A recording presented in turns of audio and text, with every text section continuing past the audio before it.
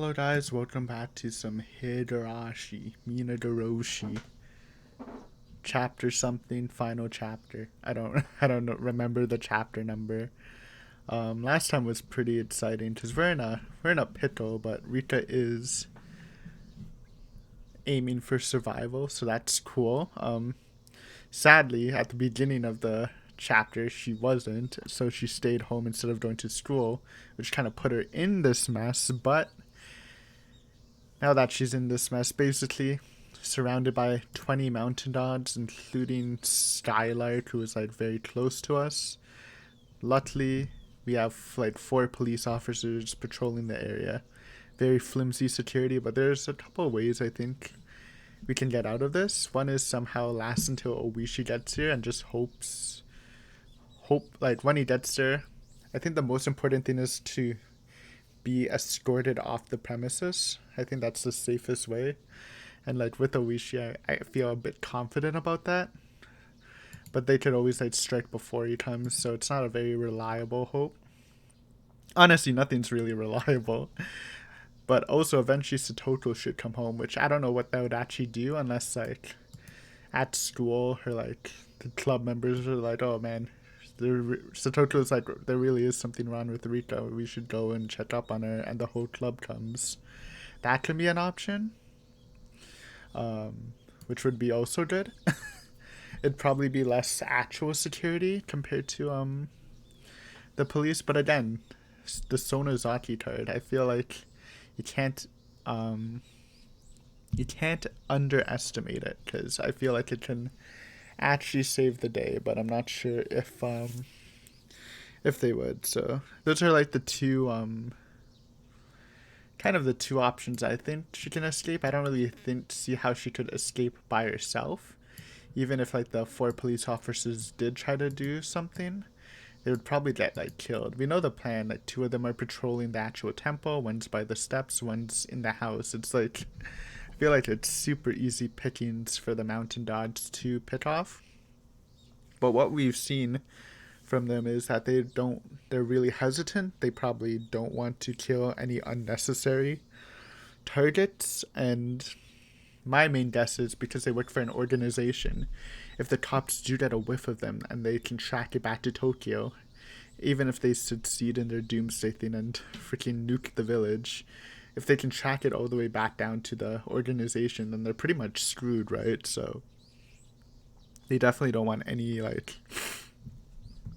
any trail at all at them. So that's the situation we're in. I don't know what we can actually do by ourselves. So let's just pray. Honestly, let's just pray for a good dice roll. I know we've been talking about not only relying on the dice rolls, but I think it might be a very good time to do that. I think another good thing would be we know the phone's tapped, by the way, is like maybe to increase our chances we call the school and ask to put on, I don't know, one of the club members and say that they want to come over, invite them over basically. And I don't know if the mountain dogs would be like too suspicious of that as long as Rika words it properly. So I guess that could be a good way to help hedge the bet. But yeah, I'm excited. Let's see how this goes. I was left with nothing else to do after washing the dishes and cleaning the room. The mountain dogs and the police were protecting me, and at the same time we gotta realize that Rika doesn't actually have the knowledge that the mountain dogs are trying to kill her, so she's still like half on that, so she wouldn't necessarily think of these precautions that I'm thinking of, because she doesn't fully like suspect the mountain dogs or anything. So yeah, her defense is a little weaker than we can like muster up. Just in case, I figured I should leave something behind for Satoko. Should I write down some recipes for her in the notebook? Will she be happy if I leave a will for her? I laughed at my own foolishness. No one would be happy to read a will. If I die, they'll be devastated and wonder why I didn't talk to them. That's exactly how I felt when Satoko didn't ask for any help when her uncle was abusing her. I wonder, will I be killed before Satoko even comes home? That would be the worst. My memories of these days are never very clear. The day I die is always vague in my recollections. It's fine if I'm murdered before Satoko gets home, but if I'm murdered after then, would they kill her along with me? I don't want that to happen. It's bad enough that I end up killed. If Satoko is murdered along with me each time, that would be too much to bear. Just how much have I ignored other people's sadness with that rash idea that the world ends when I die? Thinking about that made me feel truly ashamed of myself. To be fair, again, I will blame Hanyu a little bit for that because she also just says a new world will start or whatever, so I think her attitude's definitely leaked onto Rika's perception of things. I turned on the TV to try to reduce the silence, but it didn't help at all. Worse, not only did the TV not help with my fears, it felt like it symbolized Hanyu and my allies, making me more unpleasant. It was past lunchtime, nearly 3 p.m. They get off at maybe soon actually. I don't know about their school, but I know in my school we always got off at it was either 2:30 or 3:30. I don't actually remember. In high school anyways, which, I mean, I guess it's a mixed. I know actually Satoko gets off a period earlier than Keiichi and Rena, so maybe she would go home early. Which actually would kind of suck, because we want the group to come, so. If I'm not there today, so they probably won't do a club activity. But maybe. Who knows how it will go. Satoko should be home shortly. It seems I'm going to survive until she gets home after all. If she comes home and asks me what's troubling me, I might end up telling her the truth. If I talk to someone, that person will be demoned away by the mountain gods. You know what's... nah. I was trying to... Because you know how stimulated my brain's been the past couple sections. Just randomly flashing back to the old art. So I was kind of thinking about watching Higurashi with all that talk. When Keiichi and Rika was talking and she was talking about cats and dogs. I'm wondering if she meant somehow the mountain dogs were the one who dealt with Kimiyoshi. She was oh, the dogs accidentally, the misguided dogs attacked Kimiyoshi, but I don't know why they did that. And she was obviously not referring to Shion or Mion, because they were the big and little sister cat. So I was always wondering who they were.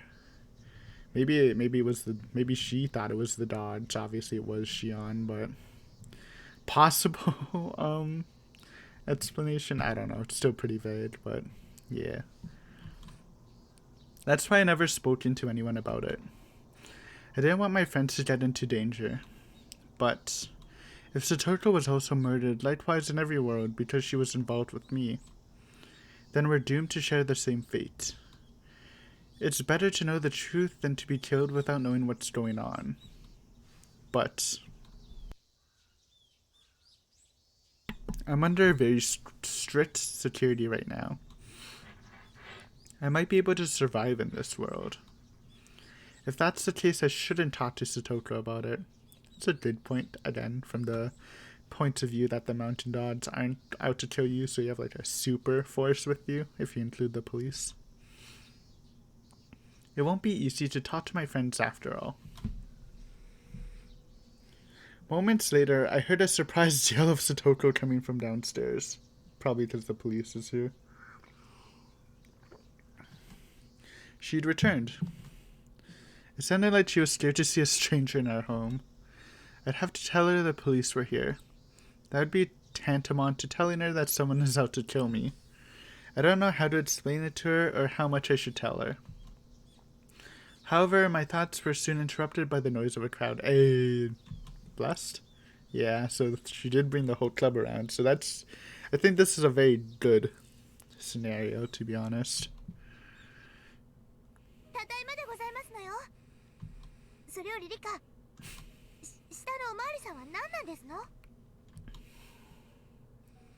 Okay. This is good though. This is good than just Satoko coming home by herself.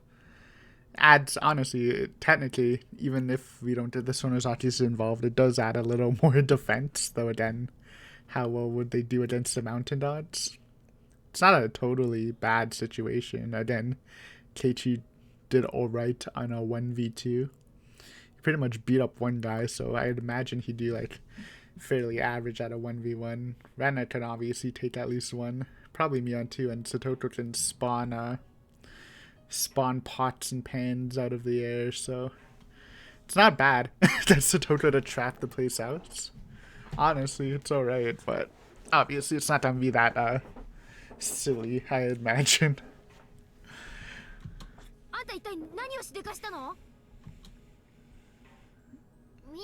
But it is good they're here, in general.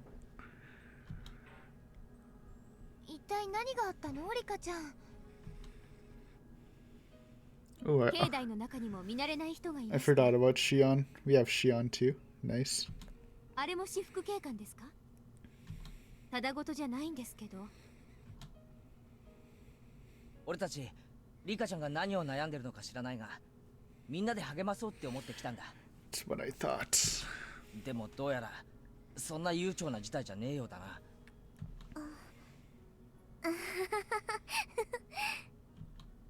I couldn't stop laughing upon seeing everyone rush into my house, all asking the same questions. It made me feel as though being depressed all day had just been a waste of time. リカ、笑ってる場合じゃありませんでしたよ。どういうことなのか説明してくださいまし。どうもこうもないのです。今日は僕が殺される日なのです。Okay. Everyone already knew that I'd be telling people that I was going to be killed, but they were surprised to hear it from my own mouth. なあリカちゃん、俺は確かに昨日リカちゃんから聞いた。自分は誰かに殺されるみたいな話をな。でもそれはリカちゃんの冗談みたいなもんだと思ってた。Just a joke, bro. だがな、もうごまかすのはなしだぜ。話してもらうぜ。Keiichi spoke with a harsh tone, as I thought I'd made him upset. As my friend, he must think that it's unforgivable that I didn't talk to him about it. He wasn't the only one feeling that way, though. Every single one of them was looking at me with a worried expression on their faces. リカ、私はみんなに助けてもらいましたの。Yes. だから私もみんなのために何かの助けをしたいんですのよ。It's literally the one world you can trust everyone to believe you, I think. So, it's the high-rolled friend world. It's definitely the best option. But again, I don't even know what the truth is, so maybe I'm just excited to learn, get some more pieces of the puzzle so my mind can also go more crazy. 気持ちだけで嬉しいのです。リカが自分で私に言いましたのよ。戦う勇気を持てと。あなたは自分でそう私に言っておきながら実践していないではございませんの。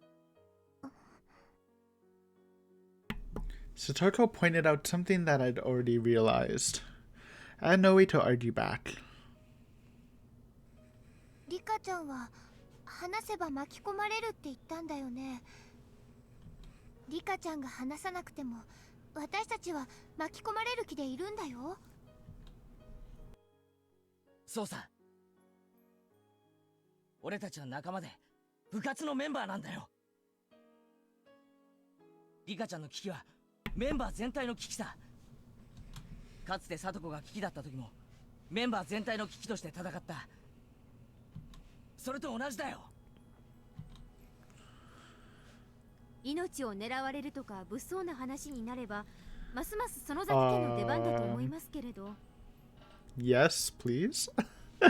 That would be so reassuring. Even if Rita doesn't think they can take the mountain gods, it's actually like so blessed if that would happen. But I don't know if it will. Again, it is really like short notice. I don't know how much of a force you can gather. それこそ物騒な話に及ぶなら警察より頼もしいですよ。ねえおね。そうだよ。こういうことこそ相談してほしいね。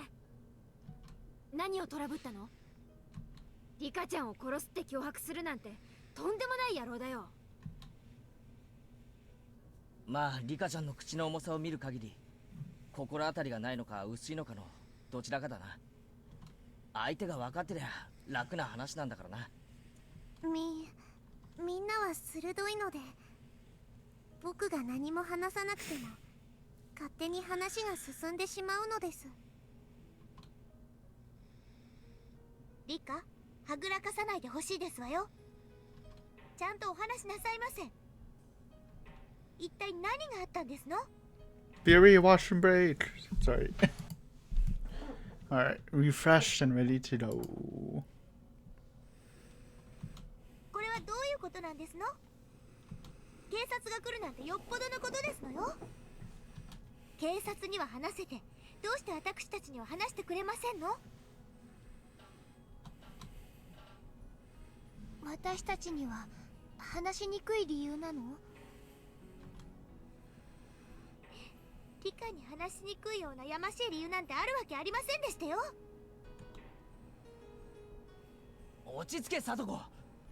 リカちゃんはこう見えても御三家の当主なんだぞ。お社様の生まれ変わりなんて呼ばれて年寄り連中に盲信されてるんだ。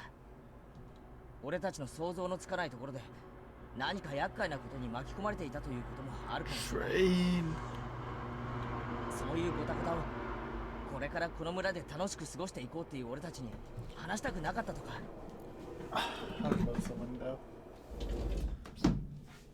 Serious time. No time for trains to be interrupting. そういうのじゃないのか？村とリカちゃまに関わるヤバい話ですか。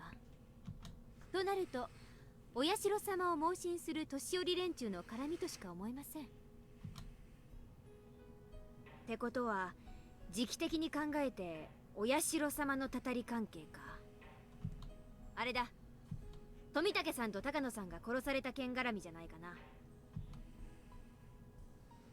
どうして富武さんたちが殺された事件がリカちゃんに関連してリカちゃんが命を狙われなくちゃならないの？ I love how they're just like, Rika hasn't said anything and they're doing a pretty good job. Obviously, they can't piece all the pieces together because they don't have them all. In fact, they're missing a lot, but they're doing a lot. They're doing pretty good with what they got. 話が突飛すぎるよ。命が狙われてるって時点で十分話がぶっ飛んでる。俺たちが普段知る以上のしがらみがリカちゃんにあってそれを話せないってことなんだろうな。ビンゴだろ。あまり楽しい話じゃないからむしろ仲間には話せないってんだろ。信じられないですわ。本当なんですのリカ。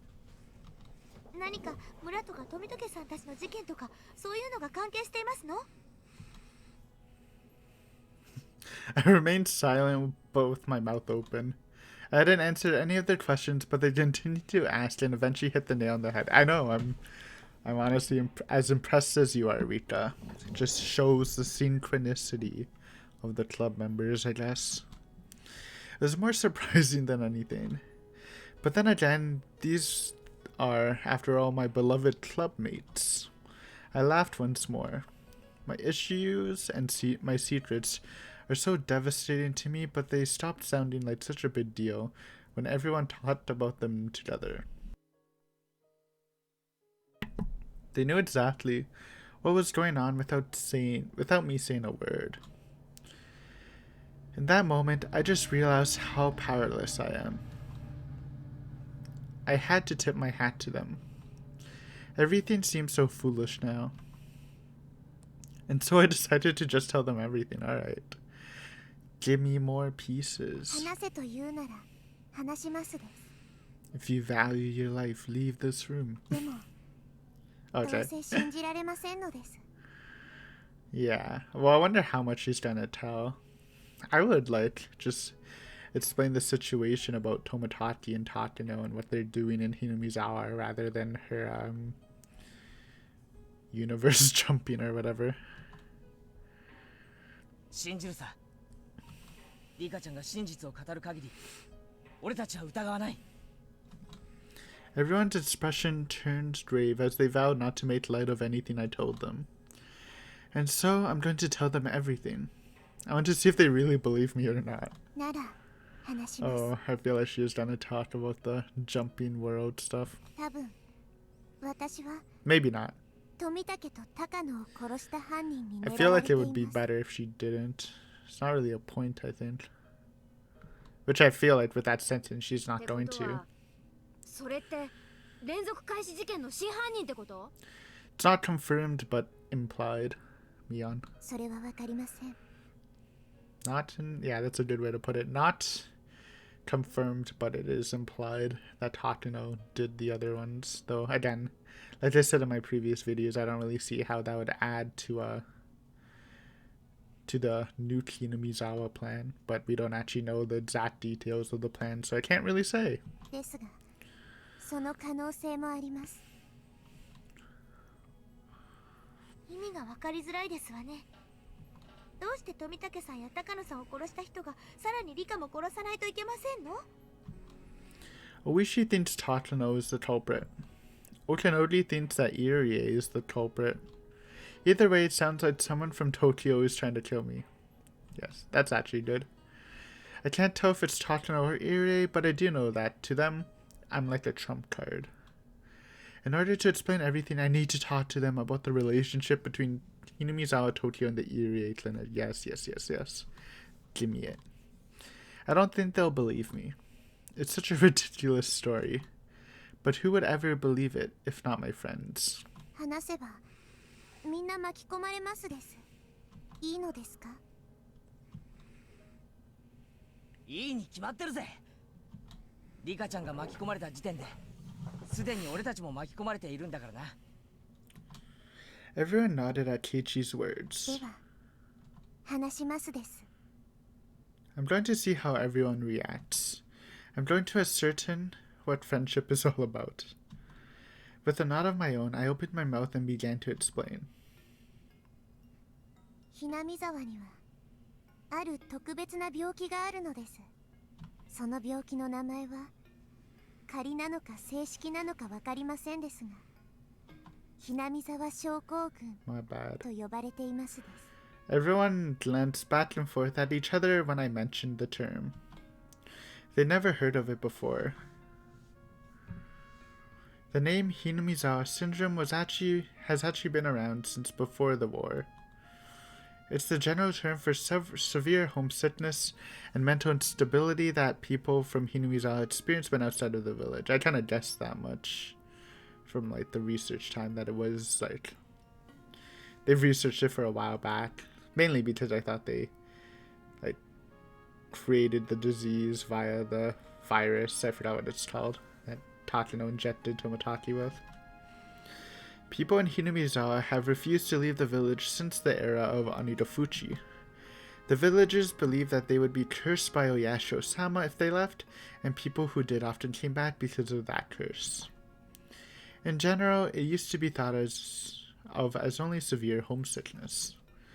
But during the war, soldiers from Hinamizawa became mentally deranged in faraway places. That does sometimes happen in war. What was unique about the soldiers from Hinamizawa was that way. Why can't I read?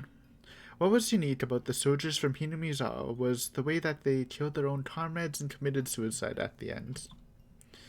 One doctor became curious about these cases and studied those soldiers.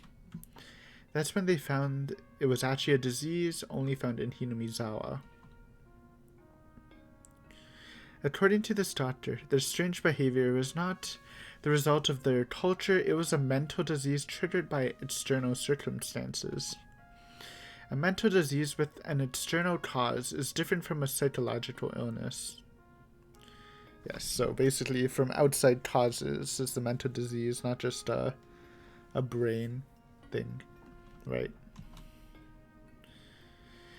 It's the result of some kind of physical disorder, and it causes people to become mentally unstable when something triggers it.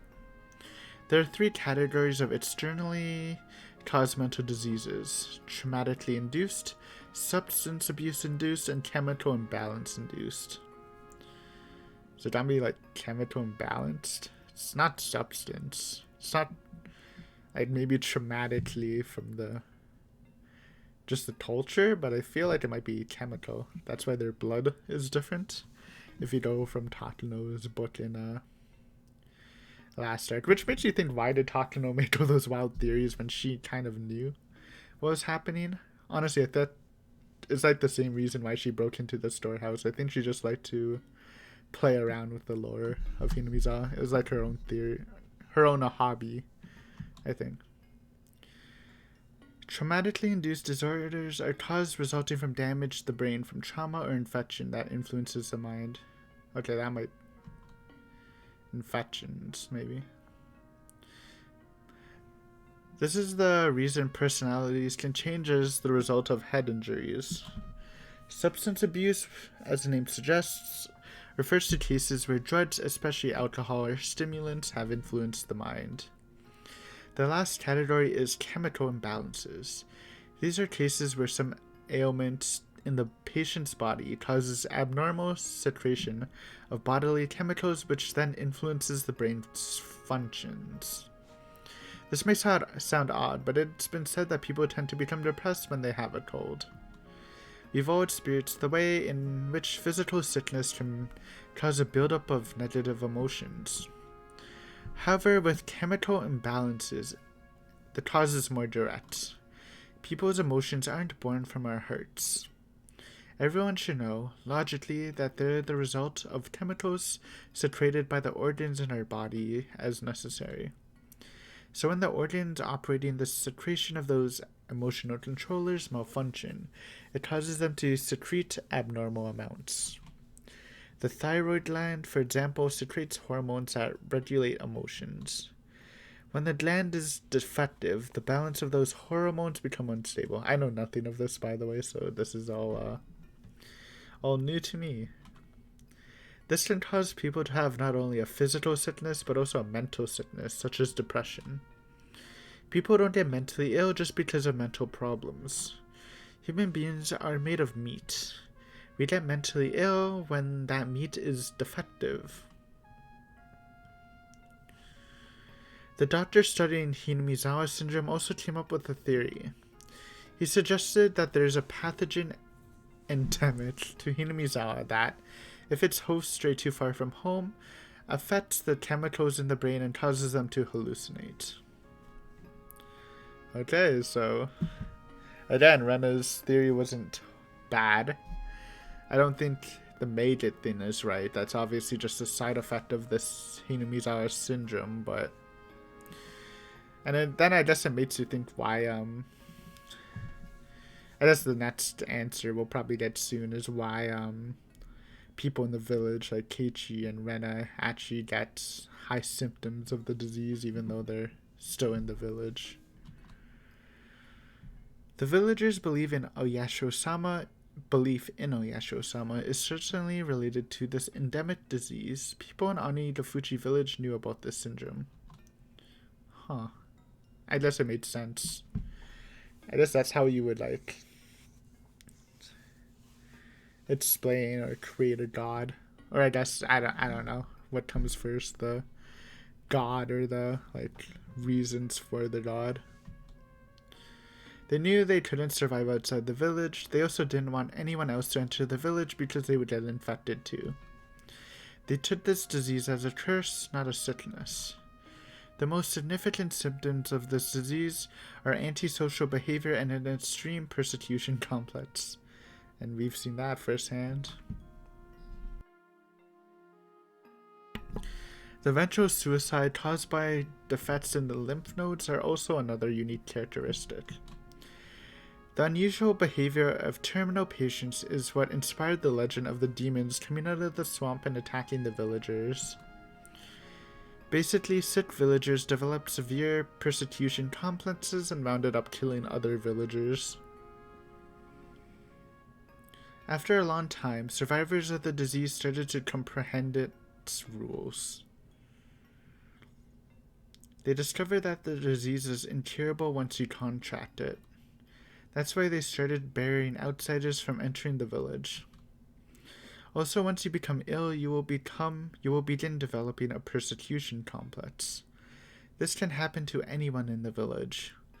The doctrine of Oyasho-sama says the blood of humans and demons was mixed together, and that Oyasho-sama has control over the violent blood of the demons.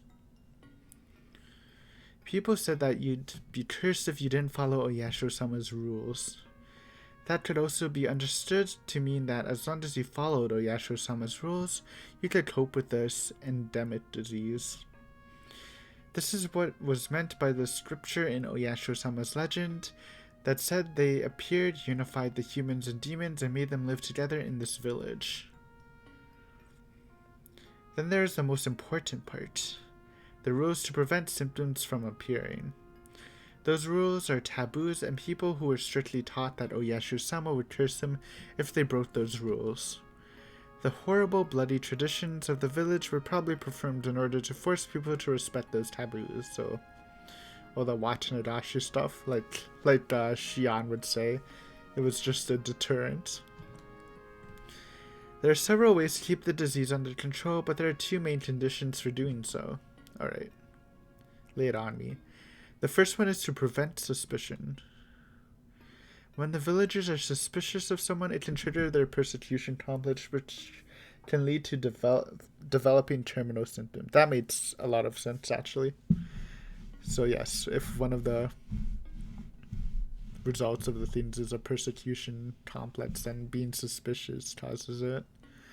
Okay, and it made sense, like how suspicious Keiichi was of everyone for lying to him while in Watanashi. He was like, no one was really, I mean, people told him outright, so he didn't get that like start of suspicion. It all made sense, I guess, from why their symptoms raised or shot up, I guess. Obviously for Shion, she's suspicious. Well, I guess we should see the other the other condition first. That's why they made sure to have a tightly knit community so that people wouldn't suspect each other. Since the terror of Oyasho-sama's curse is emphasized, many don't know this, but she's also a god of marriage and neighborly love. However, this condition is not as important as the other one. Okay, lay it on me. Indeed, Oyasho-sama isn't even recognized as a god of friendship in Hinamizawa anymore, and is only worshipped as such in Okinomiya's Hirosaka district. Now for the other condition. The one is much clearer and was practiced more strictly. If villagers leave Hinamizawa, they would quickly feel ill. Okay, so actually, the suspicion thing is important, looking at Reina and Shion's things. So obviously Rena's made sense, naturally. It's just Shion's wasn't really, I just said was suspicion. It was basically she chilled out, but then her suspicions kind of reappeared after remembering Satoshi via Keiichi's, basically. Okay, so that made sense. And the other one's, yeah, moving away from the village. If villagers leave Hinamizawa, they will fall ill quickly, proportional to the distance from the village. Villagers nowadays will not get sick as rapidly, even if they leave town or even go out of the country for a long time. However, long ago, they would fall ill as soon as they left the village. It's very unfortunate that Keiichi got infected so soon after he moved to the village. It's also very unfortunate that he got sick just because he left the village for a few days to go to his relative's funeral in that one world. Oh yeah, I didn't even piece that together. So that's probably what started it off, and that's why he was already kind of suspicious / paranoid. And then like it just kind of snowballed off from Tomotaki's comments and stuff like that. That's why Hanyu felt bad for him that time and kept apologizing over and over. You think it was Hanyu on the train apologizing to him. I always just assumed it was like some girl apologizing. For some reason in my mind, not gonna lie, it was always some girl apologizing over the phone, but now that I think about it, it doesn't really make sense since there's no cell phones really. So it probably was Hanyu.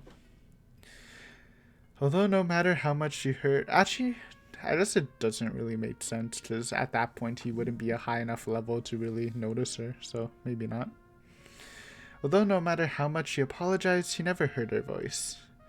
This turned into a long discussion, but these rules etched around Oyashiro-sama's curse represent the ancient wisdom of how to cope with Hinamizawa Syndrome. Is there any way to use this mental disease for military purposes? The aforementioned doctor insisted there was, but the military didn't listen to him at all at the time. They were interested in developing a weapon that could make a dramatic change to the war efforts. They didn't have enough money to spare for the research of the strange disease. They don't know the power of biological warfare, I guess. In this way, research on Hinamizawa Syndrome was abandoned. Maybe there's some people in Tokyo now want to refocus on making it a weapon. Then the war ended. Japan started its reconstruction under American leadership. However, some powerful people in the political world didn't want to accept that American way of thinking. Some of them were fired by the GHQ, but they still stayed on as advisors to the government, since Japan had a culture of respecting the elderly. Ooh. Music change. Eventually a political organization was formed, the object which was to restore Japan to the way it was before the war. In the beginning, this organization was a very small group. It was just a gathering of 2 or 3 individuals who shared the same ideals, blowing hot air at a restaurant.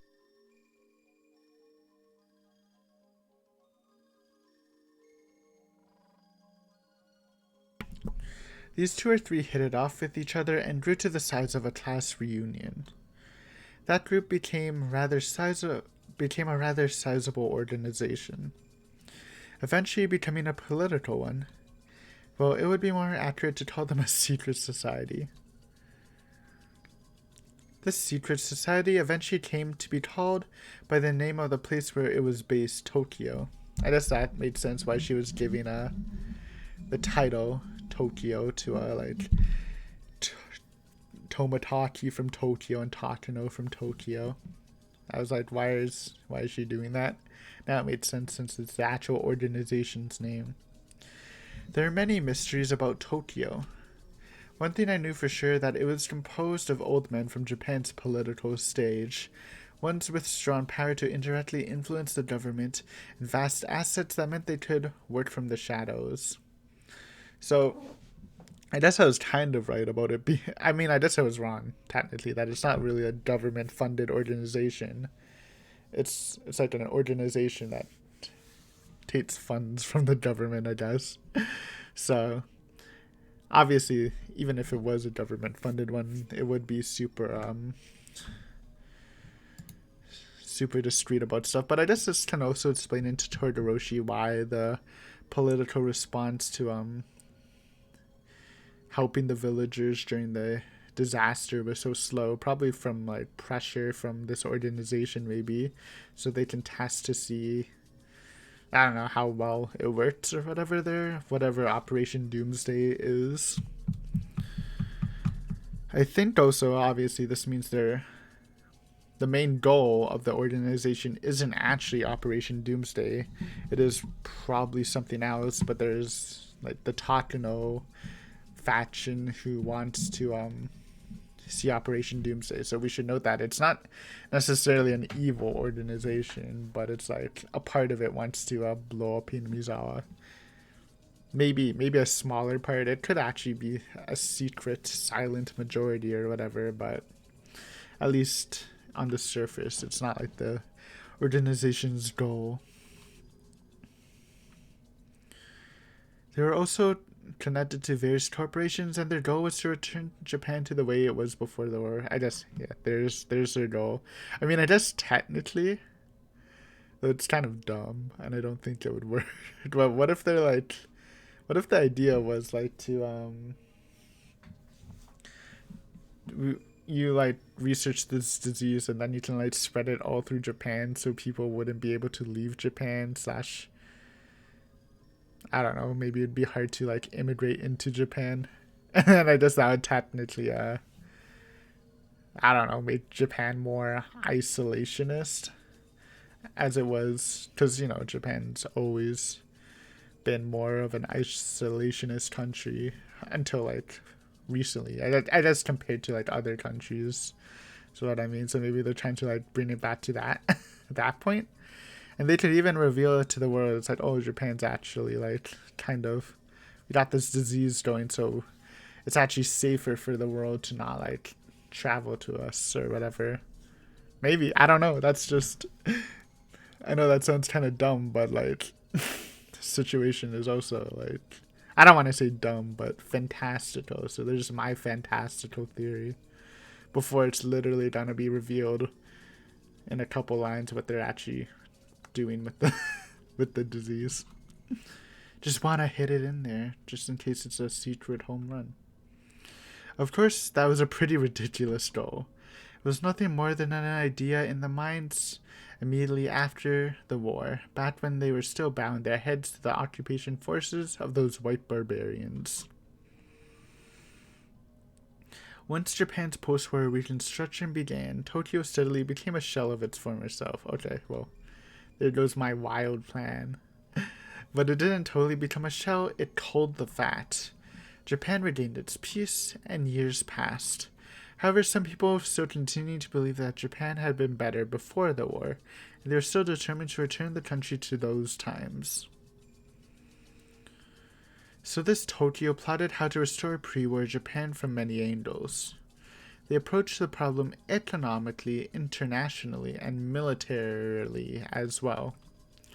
Japan had no nuclear armaments due to the three non-nuclear principles. In other words, this country has to brown-nose America as long as they hold nuclear weapons. The number one priority of Tokyo is to be independent from America. They want this country to be on equal footing, and to obtain a weapon of mass destruction that isn't nuclear in nature. That was the reason why they started thinking about utilizing Hinamizawa Syndrome. I guess instead of like infecting everyone in Japan, which again might have been stupid, I guess you can just make it a bomb. And I guess like if you like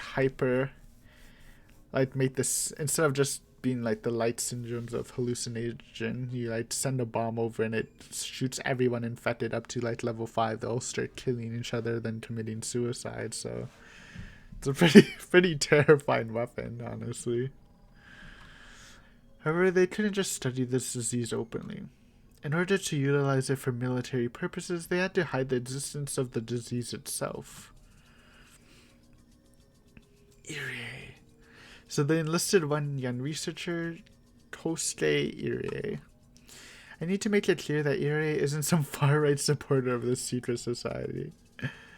It's funny. I remember I kind of had like not really a run-in, but when I was in Japan the first time with my dad, when we were in Akihabara, there's like this truck that was like, that played this like old, it sounded like a traditional song, and they were shouting stuff, and like people were, like, I wasn't in a group, but there was like people, like foreigners also around us, like, oh, that's pretty funny. And I'm like, I was laughing too, and then my dad's like, oh, those guys, it's not actually that funny. Those guys are like basically just shouting death to foreigners and stuff. And it turns out they're like a super right-winged, far right-wing, like supporters yelling to like remove foreigners from Japan. So even though it seemed like some sort of like funny sideshow, it was pretty bad. So I mean, I guess every country probably has people that really dislike outsiders.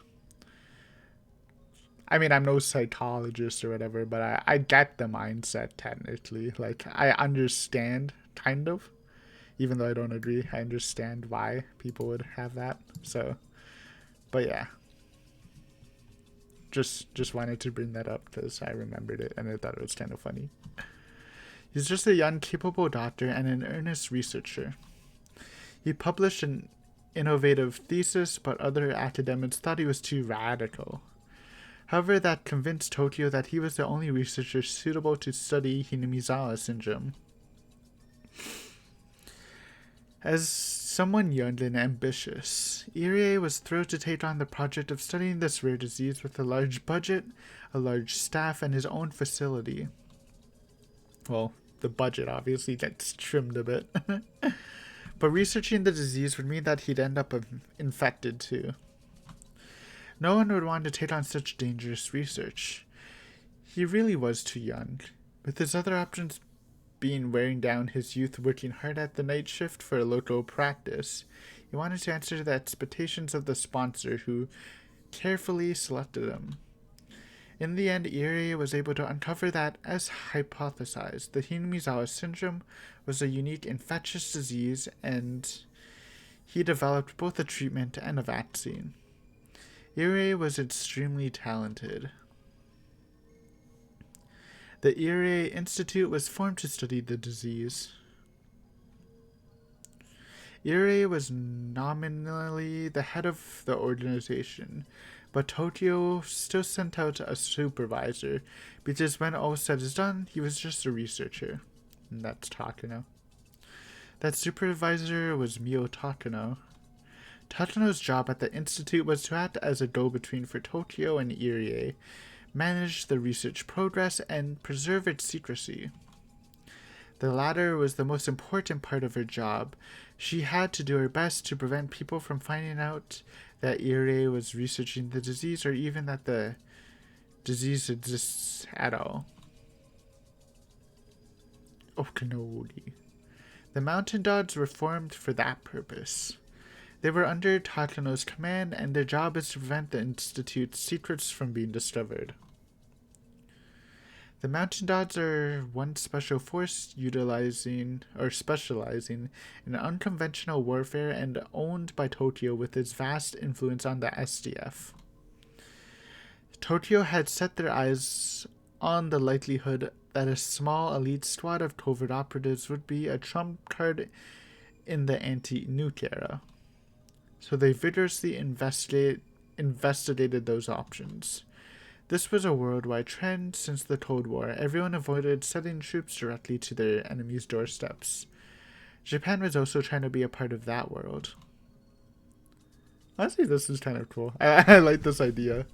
I like the setup for this Tokyo organization. It's kind of fun. Not really anything I expected, but I honestly didn't really have an expectation of what this organization could be when it was confirmed that there was an organization, which was only a couple of videos ago, so it's not much time, but still.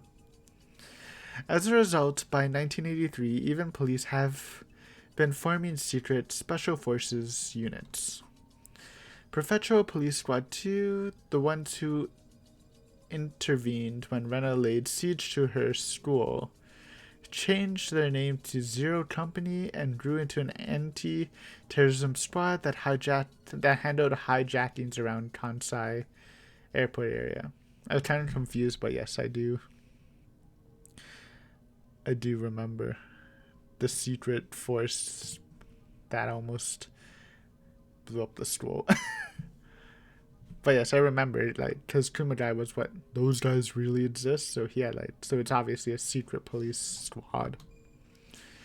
The National Police Agency Squad 6 was formed as a counter-terrorism squad for Narita Airport 2, and they later changed their name to 7th Company as well. Small text. They theorized that in a world where nations possess nukes, they can't use small elite special forces. Disrupting metropolitan areas would be the new way. Oh, sorry. It's kind of messed up because I didn't use a comma. They theorize that in a world where nations possess nukes that they can't use, small elite Special forces disrupting metropolitan areas would be a new way of waging war, so in 1977, they developed the SAT's predecessor, the Special Task Force SAP, to serve as the National Police Agency trump card in securing the peace. Likewise, the Japan Coast Guard established their Special Task Force, the SST, in anticipation of unconventional warfare on the coast. There are several known Special Force units in Japan. When they hear a phrase like Special Force, most people tend to think of a movie or a comic book. However, these units actually exist and they're protecting Japan in secret. During the famous incident of suspicious boats off the coast of Noto Peninsula, the news reported that the helicopter squad trained in gun battles was headed there but was recalled because the suspicious boat sank, but that was because of the Coast Guard's SST acted. However, the news never mentioned the SST or any other special force unit. I'm wondering why Rita knows this part, though. I mean, how does Rita know so much about... I guess she would want an explanation if she was willingly getting experimented on. But some of this seems like the whole SST stuff seems a little weird. But I guess if they're giving you knowledge, you might as well take as much as you can get. All of these units were established after Tokyo made a suggestion about it to the government. Researching military tactics under the name of peace and order worked perfectly for Tokyo. But since the mid-century anti-war movement made people resent those forces, these special units have been kept secret as of 1983. Furthermore, these units are not all formed under the jurisdiction of the police. There are still many other military units that are kept secret from the average citizen. The Mountain Dogs are actually one of those special units. They specialize in kidnapping, espionage, and preventing secrecy. You might as well call them an assassination unit. They were around during the dam conflict as well. Tokyo worked to put an end to the dam project because of the impact it would have on Erie's research. I did say this last episode that it is possible, or there is a good chance that they kidnapped the grandson of the minister and then just dropped it off at the Sonozakis, who then dealt with it. Yeah. Good to have confirmation, but I think Stylark kind of confirmed it for me. Even though I didn't actually batch check to see if there was a Stylark, but... The Mountain Dogs were the ones who kidnapped the Minister of Construction's grandson. Most people believe that the Sonozaki family was at the center of the movement, but in reality the Mountain Dogs were responsible for many of the things the Sonozakis were accused of. In that sense, the existence of the Sonozaki family was an advantage to the Dogs. That is true. They kind of had a nice relationship going. Their main job after the dam conflict ended was to continue keeping the disease hidden from the public. With the spread of information networks in the modern age, the media jumped onto any unusual incident and quickly aired it to the whole nation. True. Tokyo doesn't want the disease to be known nationwide since they're trying to utilize it for their own purposes. The main task of the Mountain Dogs is to kidnap people suffering from Hinamizawa Syndrome. That also made sense if... Well, that's not... Actually, I don't know. I mean, it made sense why they're after Ren and stuff. I was going to say something else, but it was... wrong. They pose as gardeners, but in actuality, they patrol the village to make sure nothing strange happens. They're the ones who demon away people who go missing. Interesting. That's interesting. We don't really know the people who are demoned away besides the people of the curse murder, but throughout the series it's been implied that more people get demoned away than just the curse murder people. But we just don't know about them because it's not really relevant, so... Like Rita says here, that it doesn't necessarily mean they're the ones responsible for the mysterious death stuff, but... Yeah, I understand. They're probably also involved in some of the mysterious deaths, too. The last important person is Jiro Tomotaki. I don't know his real name. Risa. He was an auditor who was sent from Tokyo 4 times a year. He came to check on the progress of the research and outlined requests from Tokyo. He discussed the research budget with Irie too. He also got the observation report from Irie from Takano. That was his purpose. Irie started out by studying the autopsy result of dead villagers.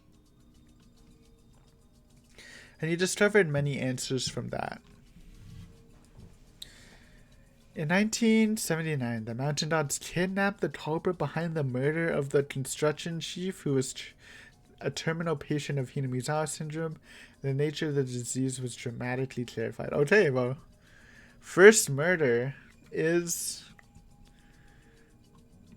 confirmed. It is the Mountain Dogs. And it was just the... I wonder if they are gonna say that all the murders were, well, I guess it doesn't really make sense. Can't really explain the... Well, actually, okay, wait, let's think about this. Because for the third one, obviously the wife couldn't have murdered the father, the husband, because he died from a mysterious illness. But I guess that mysterious illness could literally have just been the disease, but it hasn't been indicated that there's any mark, so I don't know about that. I'm guessing, actually, maybe Satoshi was just taken by the Mountain Dogs. They knew about the murder and just yoinked him. That might be a good answer. So Satoshi killed and then the Mountain Dogs took. So the wife killed in the second murder, then they took the wife, maybe. The third one sounds the most dubious though, but I guess it's actually a pretty nice fit, especially since I'm like barely suspecting Oishi anymore. Like he's just a 1%er. Like 99% of my body is like, it's not Oishi. But I mean, to be fair, if you any Oishi is the culprit fans, I guess technically like the first murder was literally like the one murder you least expected Oishi to be a part of. Like my big thing was always like, okay, so the first thing happened, then Oishi was like, alright, I was doing all the murder stuff to like get closer to the truth about his friend or whatever. So I guess it's still technically in the books, but I'm literally like, they literally could just disprove that in the next couple of lines if she talks about the other murders. But I don't think they will. But that's cool. So when Cursed Murder is fully done. Their research made rapid progress after that. And they discovered a vaccine, medication, and other methods of treatment for the disease. At the same time, they continued to investigate how to utilize it for military purposes. One of the interesting findings of the research was that the pathogen can only be found when the patient is still alive. And that explains why they found no signs of the disease in Tomotaki's body. Honestly, that's a very good trait to have, especially if you're utilizing it for a weapon. On top of that, they couldn't detect the presence of the pathogen at all unless they use a certain inhuman method. I wonder what that inhuman method is.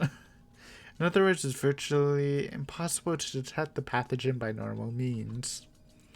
It almost left no trace, and the unusual symptoms it produced seemed like voluntary behavior, so they concluded that the disease could be used to their advantage. Yeah.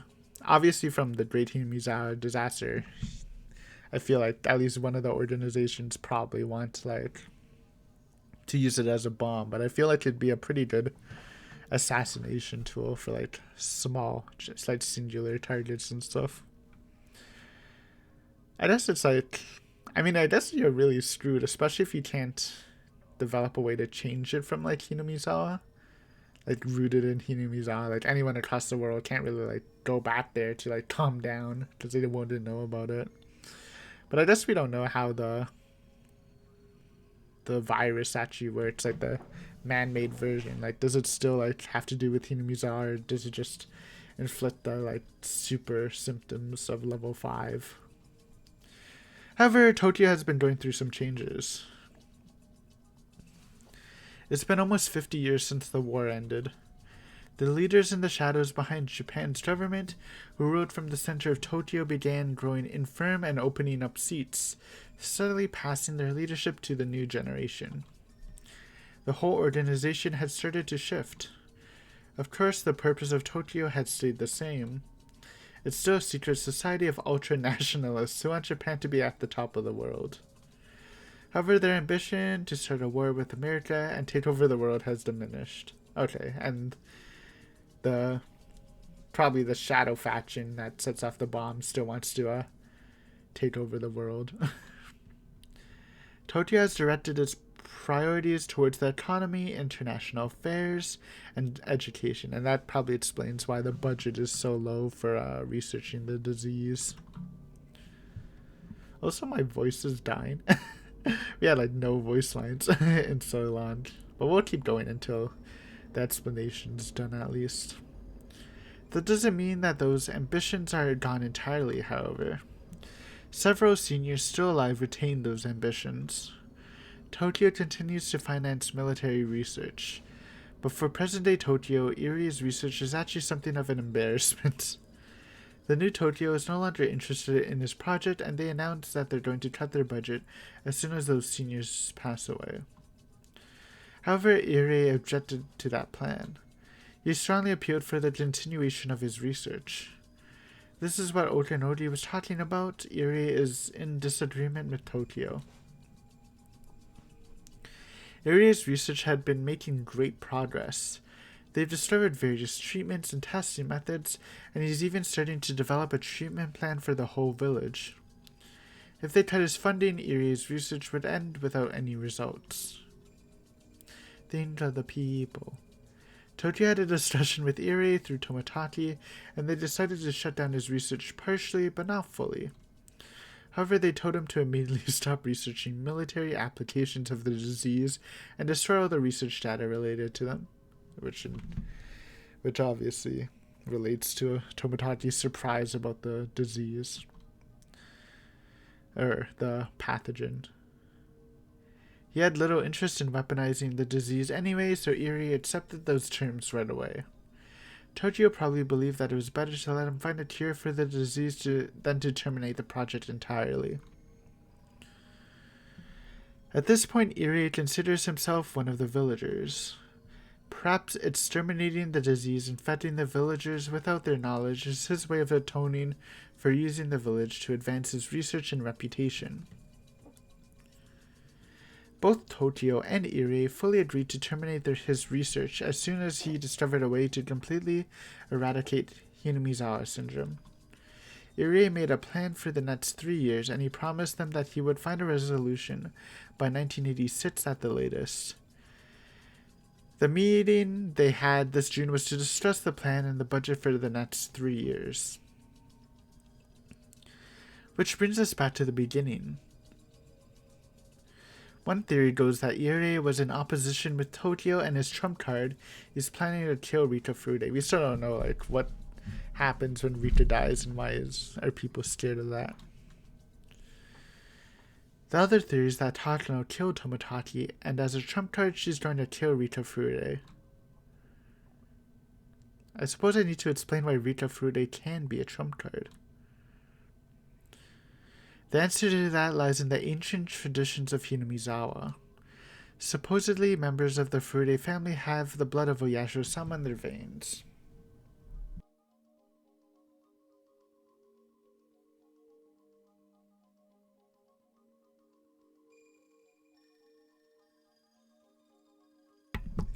I explained earlier that Oyasho-sama was made up as a method for having people cope with the disease. However, that's actually not true. For the demons, the pathogen, to survive, a certain being must be present. That being the successor to the Furude family line.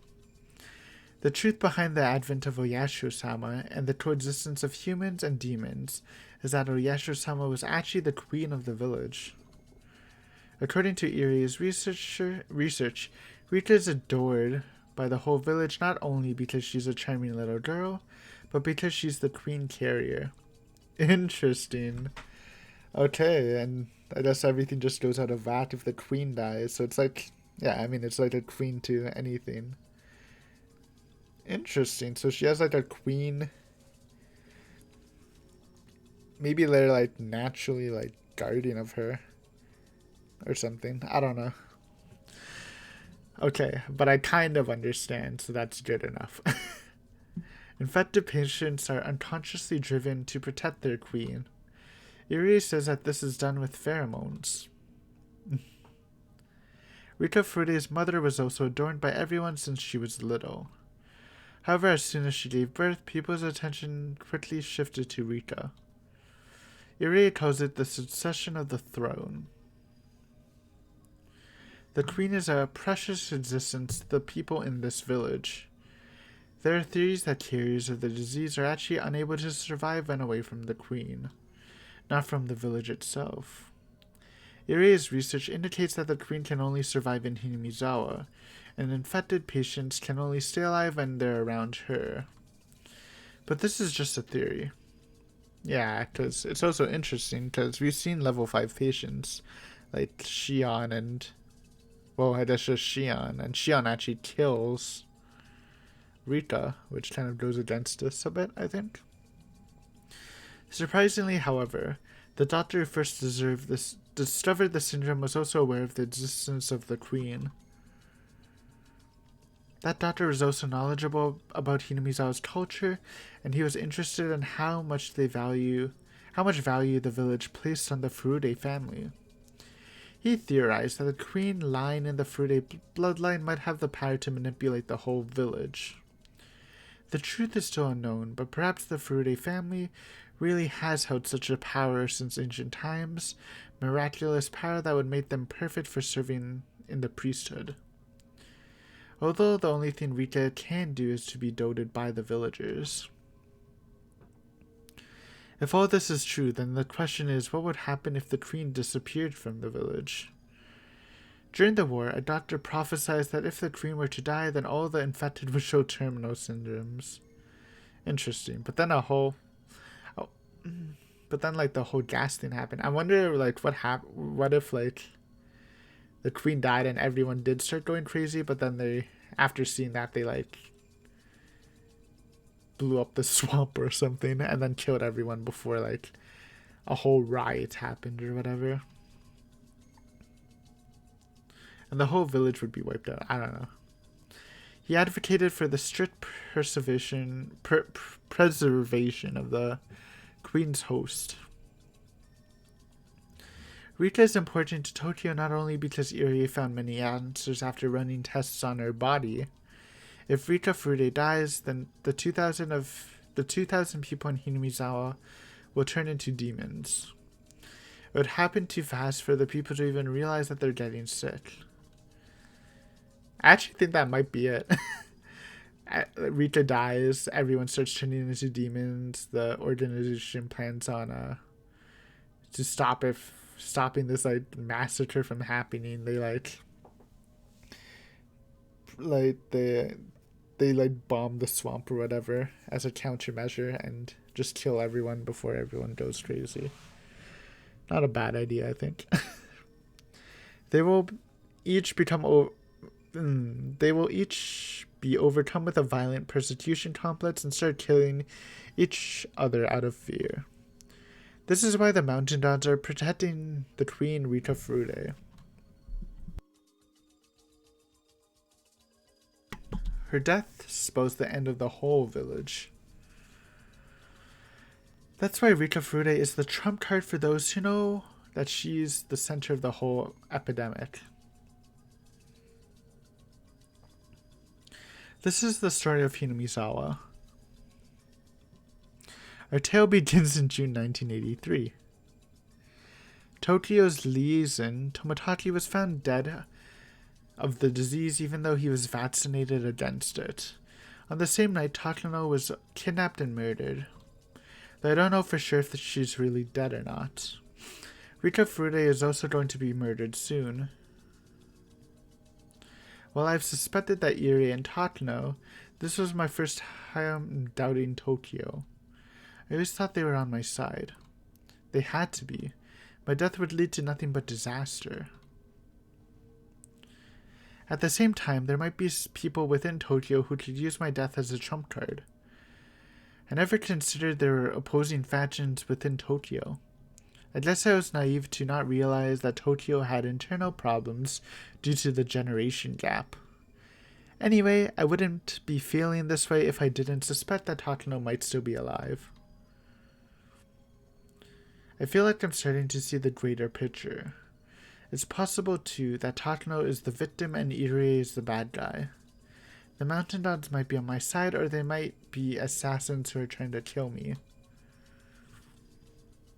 I was too scared to choose a wine that might be at risk of having some poisonous mixed in.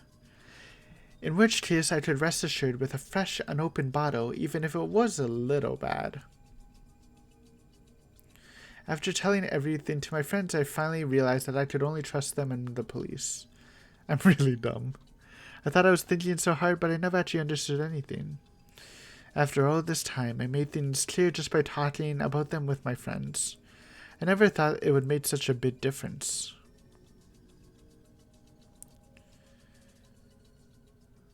I think that's a good spot to end. End it on the meep. Okay, well, that was...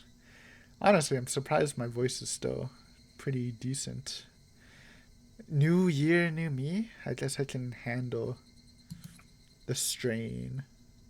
But yeah, okay, we got a lot. A lot to digest. Funnily enough, I mean, I guess there is, like, the big point is that the Mounted Gods did pretty much end the first curse murder, and then I guess you can theorize with that, but it's more like, I don't know. It's a lot of information, but it's more just understanding the story than actually helping with the theories, which is a good thing. I'm glad. Like I said, I actually enjoyed the backstory of Tokyo. I thought it was kind of fun, and honestly, it's semi-realistic. I didn't kind of think of countries having like a secret organization like that involved. But yeah, I guess that's a lot to think about, and next episode we will see how the friends react. I'm very interested in seeing how people can swallow that. But yeah, and we'll see if the Mountain Gods know that Rika did it, or did Rika even explain it to her friends? And I'm guessing she did just from how it ended, but like maybe we'll get, I don't know, whatever. We'll see stuff. Hopefully the Mountain Gods don't know.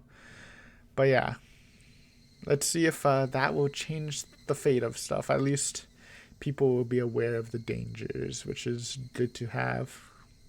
But yeah, thanks for watching. Next time we will see what happens. Bye for now.